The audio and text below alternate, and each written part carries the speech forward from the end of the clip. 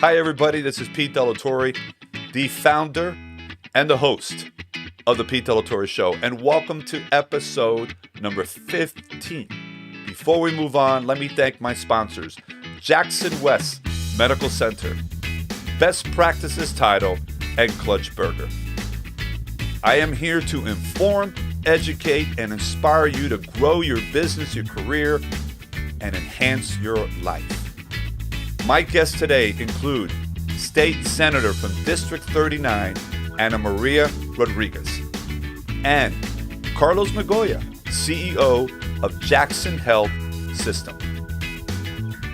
My first guest, again, Ana Maria Rodriguez, is a dear, dear friend of mine. We've known each other for a long time. I have seen her rise in the political world, and I think you're really going to enjoy my conversation with her. So let's sit back and listen to that. Okay, with us on the Pete Torre Show is my very, very good friend, Ana Maria Rodriguez, State Senator from District 39. How are you, Ana Maria? I'm doing great, Pete. How are you doing today? Doing terrific. I love your background. I know that you are mobile right now, moving around, going from one meeting to another. And I really want to thank you for taking time to be with us today. Before we move on to some of the important work that you're doing in representing District 39, if you can just give me your feedback on the tragedy. On the tragedy of the condo collapse, and what's your take on it there, and in terms of what happened and what we should be looking at moving forward. Well, Pete, first of all, I want to extend my deepest condolences to not just the victims and their families, and also to the city leadership. They must be going through a very hard time right now, trying to decipher what happened last week. In terms of, knowing what happened, I mean, I know there's a lot of speculation as to the condition of the building and the fact that there had been some, inspections done some time ago, and those, there was no action taken on the recommendations of the inspectors. But notwithstanding that, I think it's still a little bit early to really, place the blame on any particular, cause, just because, you just never know. I mean, we need to just wait for them to finish the process of, at this point, I don't know if there will be any more recovery of life, but search and rescue process, and go from there. But I think the state and the local and the federal government, we're all trying to be as helpful as we can. And I think, depending on what comes out of this tragedy or what is found, will determine, if any steps need to be taken legislatively in terms of building codes or things of that nature. No, it is incredibly sad to see this. It just came out of the blue, and this just doesn't happen. You don't see this happening really anywhere in this country, and wherever it happens, it's a major tragedy, and it's very, very sad for the victims and their families. But on top of that, to have it in our backyard here in Miami-Dade County, it takes a whole different meaning, because we really are a lot closer to what's going on there. So yeah, I think right now it's still the search and rescue, and God willing, they will be able to find some survivors. Unfortunately, it doesn't look good right now. I don't know if you've been over there to look at it. All I can do is just see it on the TV, but it looks pretty horrendous. No, Pete, I haven't been over there yet, but I may go today or tomorrow. It's just that they've told the officials, they don't want people to just go and, kind of like just be, bystanders. They really have a whole group of people working, and, everyone's got like a role in this operation. I may go briefly just, to say hello to some of the leaders and wish them well, and be there for moral support. But I think what they really want is to be able to just focus on what their job is, which is to obviously remove the debris and, get, whatever they can get out of there as quickly as possible. Absolutely. Obviously, our prayers continue to go out to the families and obviously the victims and all, and the first responders that that you just can't thank them enough for what they've they've done what they're doing now, and the stuff that they're going through. It's just mind boggling there. So let's continue our prayers. Anna, I remember the day that you called me up back in 2009 or 10, and you said, listen, by the way, Pete, I've got some news. I'm going to run for city council in the city of Doral. And 11 years later, you're representing the state of Florida. So what a journey. How's that been for you? Oh, Pete, I'm so glad you brought that up. It puts into context how long we've known each other, which we actually knew each other before then. But yeah, that was a big moment in my life. The decision to run for public office is not a decision that I took lightly. It took a lot of prayer and just real consideration to make that move. But I have no regrets. I'm really glad I did it. Yeah, I mean, it's been kind of an evolution from city council to then state representative. Sorry, state representative, and then to state senator now here in 2021. It's been truly humbling. It's one of those things where usually people don't just wake up and decide to run for office. Usually someone asks you to run. Back in 2009, I had Mayor Bermudez back then, who's now mayor again of Doral. He approached me about running, and he asked me, I think no less than 10 times, and I said no.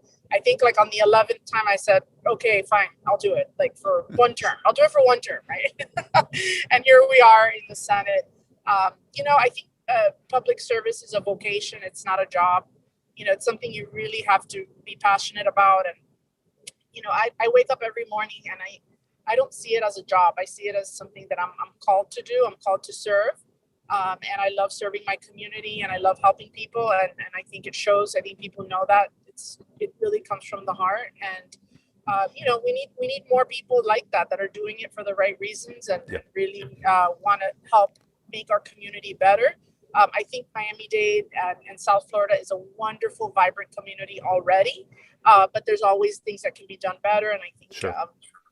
that's part of what you do as well. You're great at keeping the community informed of everything that's happening and all the latest and greatest news. And so I commend you as well, Pete, because you are also a public servant. Keeping everybody informed and connected as you've done in so many years as a chamber leader and keeping people apprised of what everyone else is doing is also a very important job. No, thank you. I think it's like you just mentioned. For me, it's a thing that we want to give back somehow in some way, and hopefully impact a handful of people. Or at least if we can make that kind of positive change, that then everything is really worth it. There, you District 39. For the benefit of the viewers, can you give us geographically where that is? Yes. So Senate District 39 goes just around the west side of Doral, just west of the turnpike up to Okeechobee. And then it kind of wraps around, it literally wraps around Doral. And one of the borders is the 836 Expressway, so just south of the 836. Hmm. And then it encompasses all of Sweetwater, the Belen area, Westchester, and then it keeps going along the western part of the county, and then it picks up the Redlands, Goulds, down like deep South Dade, Homestead, Florida City, and then it goes all the way to Key West. So my Wow. district, yes, it is very, very. It includes all of Monroe County and large swaths of like the western part of Miami-Dade County. I was bigger than I thought. That is pretty significant. I mean, you think of the Yeah, population growth in West Aid, the way that it's exploding. it's That's huge. uh, that's Yeah. huge there. I believe that part of your district, isn't that where Congressman Carlos Jimenez works as well, Yes. for So his representing obviously the U.S. government? Yes. So his congressional district and my Senate district overlap significantly. We're Yeah, we're very similar. Yeah. Yeah. yeah, yeah, absolutely. So, uh, you know, your work, your responsibility as a state senator. What are the ABCs of that? Well, constitutionally, the only thing that we're required to do as legislators is to balance the state budget, which is great because if you compare us to California or New York or Illinois, we're in a really great position. not just financially, but from a public in the budget, because, if we don't balance our state budget during session, then we're not really doing our job. Any other laws that we pass in addition to the state budget is gravy, so to speak. Mm-hmm. But yeah, we balanced our budget this session, and we actually put $9 billion in reserves. So our state is in a very healthy financial position, in no small part to our leadership. I think Governor DeSantis is doing an outstanding job. Yeah. But we also did get some federal assistance. We did get some federal monies that helped us, with our budget this year. But I think part of of our success has also been the fact that we've remained, cautiously open, and we've allowed businesses to continue working throughout the pandemic. Even though there was there were some local ordinances on local governments that were a little stricter for obvious reasons, like Miami-Dade was stricter because we had a higher number of COVID cases. But notwithstanding that, we still did very well, and thankfully our businesses are doing very well right now. Speaking to that, are there any special initiatives that you might be working on with some of your colleagues regarding the small business community, which is our heart and soul? Sure. So session just ended last month, so I can give you some of the things that passed from this past session. So now the state of Florida has COVID liability protection in place for businesses. So if you, as a small business owner, or even a large business owner for that matter, someone comes to your business and claims to have gotten COVID and wants to sue you, they cannot do that. That's not in Florida. That won't fly. And that was something that a lot of people were scared about reopening, because they thought, they were going to get lawsuits and so forth. And we made sure that would not happen, and that businesses can continue operating and serving our communities without the fear of a lawsuit due to COVID. So that was Florida. Another big win, I would say, is the Wayfair legislation, which basically requires online retailers to charge tax on sales that are conducted online. Up until this legislative session, if you purchase something online, you were supposed to go to the Department of Revenue website and pay your taxes there. Except for like Amazon and like really large retailers who, they collect sales tax at the point of sale. But anyone else, most small retailers would not collect sales tax. So it was your responsibility. It was like an honor system. Okay. So Can you imagine how many people wouldn't pay taxes? We're not holding people liable for the taxes they didn't pay. We're not doing this law isn't retroactive. We're just moving forward. People need to, obviously pay their taxes online. And the reason why this is good, Pete, is because a lot of mom and pop, brick and mortar stores and retailers were losing business to the internet. And so, if you're a brick and mortar shop and, people don't shop as much as they used to because they'd rather, avoid paying taxes through internet purchases, that's not a level playing field. So now we have a level playing field with brick and mortar, with the online sales. We saw the slow demise of the brick and mortars prior to COVID. It was a changing landscape because of online purchases and the Amazons of the world and all that. Mm-hmm. But they serve a purpose. They serve a big purpose. They've made a significant investment, real estate investment. And at the end of the day, we can buy just about everything we need online, but there's nothing like going out to the stores and interacting, and especially in clothing stores and seeing the clothes up and just getting out. There's an intangible about going out there and shopping and just enjoying a day to get out of the house and stuff like that. We've got about a minute left, Anna Maria, and there's so much I want to talk to you about. But moving forward the rest of this year, what's your vision about the state and what we need to continue doing and to make sure that this post-COVID time is a productive one and positive for everybody? Well, that's a great segue to the conclusion, and I want to just share with you and with those that are watching this program. Okay, unfortunately, we lost our transmission with Ana Maria Rodriguez. However, let me tell you a couple things that we were going to wrap up our talk with. There is the tax holiday coming up at the last week of July in the state of Florida, and Freedom Week. For all of these programs, I'm going to ask you to go to the state of Florida website for all the information. So thanks again to Ana Maria Rodriguez for being with us here today. Now, let me talk to you about our second guest, Carlos Migoya. He is just a tremendous leader, an ex-banker, and about 10 years ago became the CEO of Jackson Health during a very trying time. And we're going to talk now about all the successes and everything that has happened since he took over. So let's sit back and listen to that conversation. Okay, here with me now, of course, is Carlos Migoya with Jackson Health System. Carlos, how are you doing, my friend? Doing well, thank you. Appreciate it. Thank you for inviting me. Well, Carlos, I think you recently had a milestone with Jackson, correct? Yourself personally?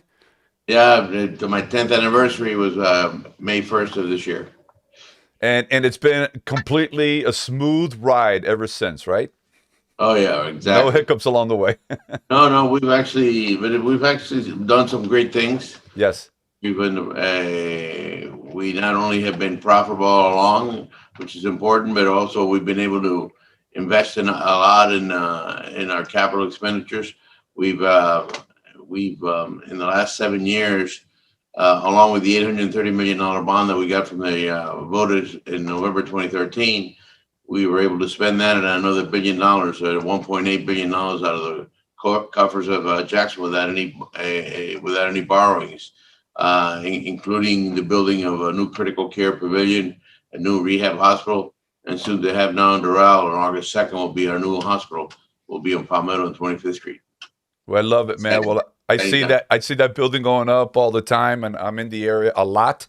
So we're all anxious to see that finally become a reality.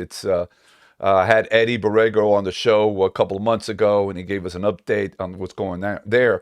Um, Carlos, can you share with the viewers a little bit about how it's been for Jackson going back to 14, 15 months ago and the things that you went through, obviously, as a hospital, as an institution, because of COVID, the challenge with revenues and all that. Can you explain to us a little bit how that really happened last summer? Sure. Today happens to be 461 days since the first day we received the COVID patient. I only know that because I made a presentation yesterday to our physician staff. But to be precise, when we first started that, we had no idea what this virus was, how to deal with it or anything else. And I know it feels like a long time ago, but it's really only a little over 15 months ago, 14, Mhm. 15, 16 months ago, that we went from not knowing what the virus was to having a vaccine to completing it. The challenges that we had, of course, without the federal government's CARES Act that would have happened, we would have been in tremendous in a bad financial situation. In the month of April of last year, we completely were empty, expecting to have the hospital full of COVID patients, and we did not. As a matter of fact, we didn't really have that many COVID patients until July of last year, where we had just short of 500 patients, which is a lot, but Mhm. it's not a lot when you think we have 1,300 patients on a given day from adult patients, that is, not including children, on an inpatient basis. So, so it was a challenge. It's been a very strong challenge. The good news is we actually discharged over 6,200 patients over that period of time that had COVID and survived. Thank God. Unfortunately, it's about 1,000 people that did not make it, um, and uh, and those are really really sad times from my perspective. And everybody says, well, if you're obese, if you're bad diabetic, the fact is that yeah, there was some comorbidities that had to do with COVID, but a lot of people did not have comorbidities and still had those challenges. So it was a very very difficult time. It still is. Many of our employees are still dealing with the after effects, or not even after. We still have some patients, not to those kinds of level, but we still have COVID patients inside. But the fact that they had to deal with those kinds of patients and have patients that they lost, had employees, fellow employees that they lost, and they have family members they lost. So Sure. it's been a very tough time, and I think we're going to live this for the next several years. Yeah, I think even though we're starting to see the light at the end of the tunnel with the vaccine and things loosening up little by little, the impact of something like this is it came suddenly, correct? It hit us, it has surprised all of us. Yet something like this is going to last. All the after effects, the economic after effects, the health after effects, all the questions, the things. We don't know how people are responding after having COVID. Now the vaccine that's been out there, and I recently got my second vaccine at Jackson South. Matter of fact, how is that process coming along with the vaccine? Are things, because I obviously was very, very tight at the beginning because of the limitations to the age group. So now that it's pretty much opened up, how are you seeing things flowing with the vaccine? Well, it's been a tremendous positive effect. We only started vaccinating healthcare workers in mid-December. And frankly, Jackson was one of the only five hospitals in the state Hmm. and 50 hospitals in the country that did the original vaccinations. And we vaccinated all healthcare employees in Miami-Dade County. Um, so that was the beginning of it. And we learned how to do that and then open it up to the community. By the time we were done, we've done over 175,000 people vaccinated in Miami-Dade County. We also led the way in making sure the at-risk people, the older, poor people, many of which did not want to get vaccinated, predominantly in the Hispanic and the African American communities, we got them vaccinated as well by using the church leaders and a lot of non-profit organizations leaders to get them to come in and get vaccinated. So we felt really good about that. Today, I will tell you that the community overall, we have in population over 12 years of age, 67% of the people have at least had one doses at this point in time. Hmm. And if you add, in addition to that, any people that had COVID and have not been vaccinated, we're well over the 70 percentile. Hmm. So that we're getting really close to that herd immunity. For that reason, you're starting to see the numbers of people getting COVID at this point dramatically dropping, and people in the hospitals dramatically dropping.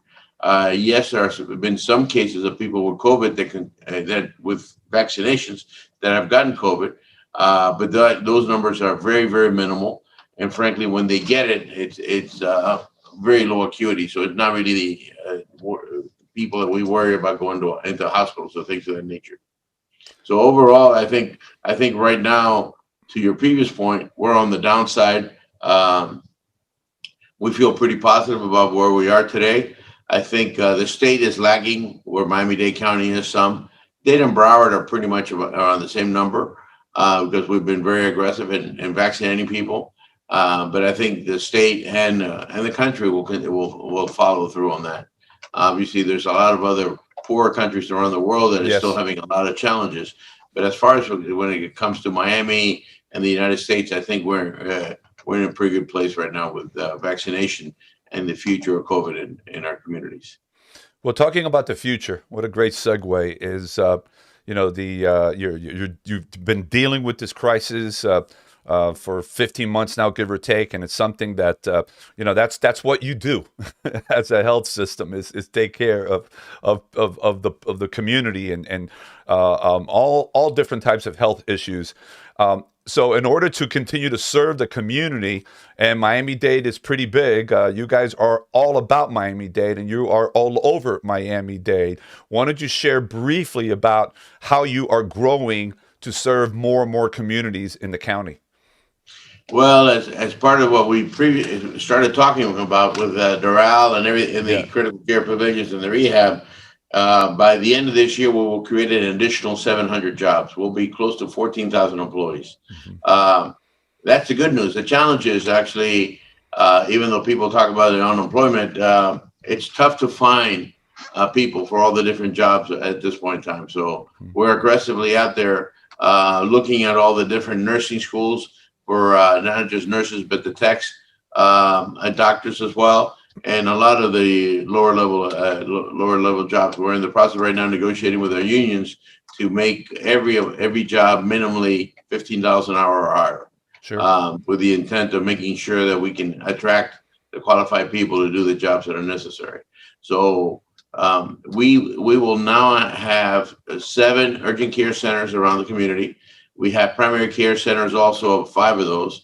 We will have 4 adult hospitals with Doral, our children's hospital. But in addition to the hospital in Doral, by the way, we will have a primary care and specialists for pediatricians, pediatrics with the University of Miami at Doral as well, where all the specialists that we have here at Holt Children's Hospital will also be available in Doral. So we're excited about that environment as well, because it's not just about the adults. And we started with a conversation that the need was for us to expand our pediatrics into the western part of the county, which is how we got to Doral. But then we saw also the adult need. So we're making sure that we have pediatrics out there as well. Also, every one of our hospitals will also have separately pediatrics emergency rooms. So Jackson West, Jackson North, and South all will have individual emergency rooms for children. And we're also in the process of our final expansion right now, which is we're starting to knock down the building. It'll be ready next August. Will be a standalone emergency room on Coral Gables, on Galliano and Southwest 8th Street, which is really, if you're looking at Miami, it's like 38th Avenue and Southwest 8th Street is 1 block west of Douglas Road. Right. That will be there as well. So I think with that, you will see that there'll be Jackson medicine pretty much within 5 to 7 miles of anywhere in Miami-Dade County. And I know that the Jackson West is based on your studies and everything leading up to the long-awaited grand opening coming up now. It's said at the beginning of August. You're going to be serving approximately 500,000 people, give or take 500,000. That's correct. We think that the estimates that we've seen from the volume of emergency room visits that are done from that community, which today they have to travel between 9 and 10 miles to get to one. We approximate that within 12 to 18 months we will see at least 40,000 visits into our emergency rooms at Doral. So it'll be a very, very busy place. We're very excited. I've known for a long time what the concept was for Jackson West. It was going to be something different. It was going to be, and appears to be the hospital of the future, and the design and the way the layout is. And I can't wait to get out there and see the final product completed. And obviously the grand opening in August. And we're excited. I think now that Jackson has gone through a lot, like everybody else, but you, through focus and determination and teamwork and getting the right people around you, this is what we're talking about. This is the end result of all that hard work. So Thank my you, Pete. congratulations. We'll be doing tours at the end of July. We'll make sure and invite you to that.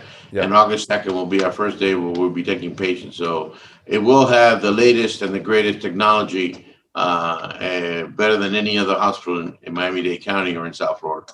Absolutely.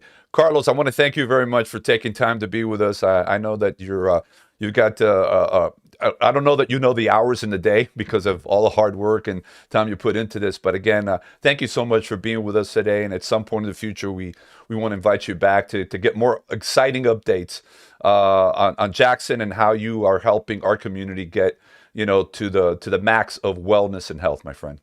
Anytime, man. Thank you again for the invite. All right, you got it. Take care. Bye-bye now. Thanks once again to Carlos Migoya for being with us today. Very exciting what's going on with Jackson Health and especially the upcoming opening, finally, of Jackson West Medical Center in the city of Doral.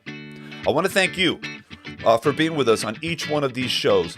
Your input, your feedback is making all the difference in the world. Again, I do this for you, and hopefully we can continue to grow together.